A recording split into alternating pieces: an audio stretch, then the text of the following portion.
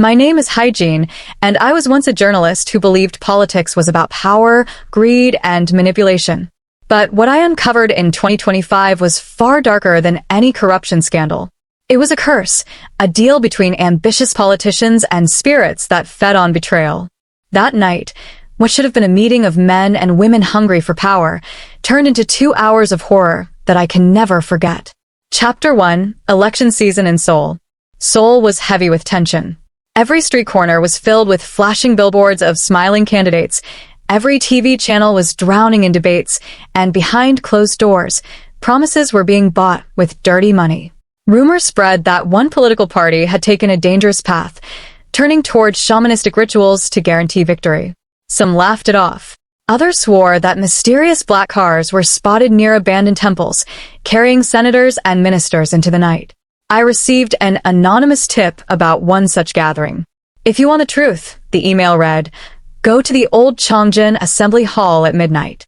I should have ignored it, but curiosity, the poison of every journalist, dragged me there. Chapter 2, The Gathering. The hall was an ancient, forgotten building on the edge of Seoul. Its walls were cracked, its windows shattered, but inside, the power of Korea had gathered. I recognized faces, ministers, senators, lawmakers, men and women who shaped laws, who decided the fate of millions. But what I saw in the center of the chamber froze my blood. An altar.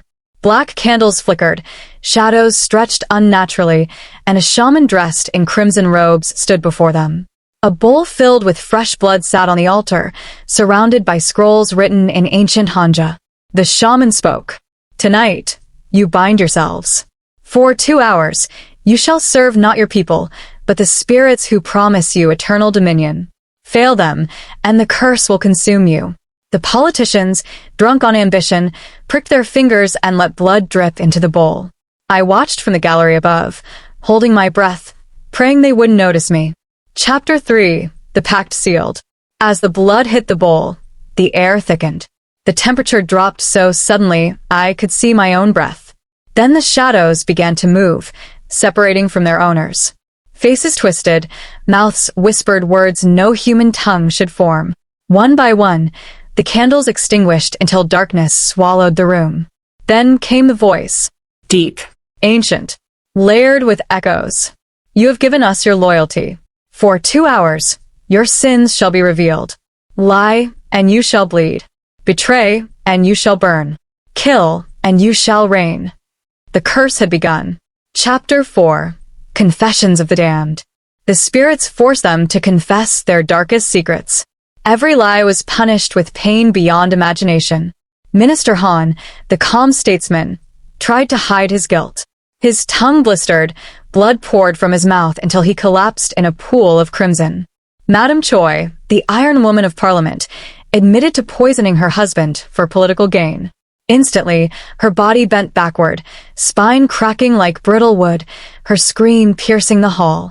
Assemblyman Park attempted to flee, but shadows wrapped around his legs and dragged him screaming into the dark, his flesh tearing apart. I trembled in silence. My camera shook in my hands. I wanted to run, but the spirits whispered, "You shall watch. You are our witness." Chapter 5, The Hour of Blood. As the first hour passed, fewer remained.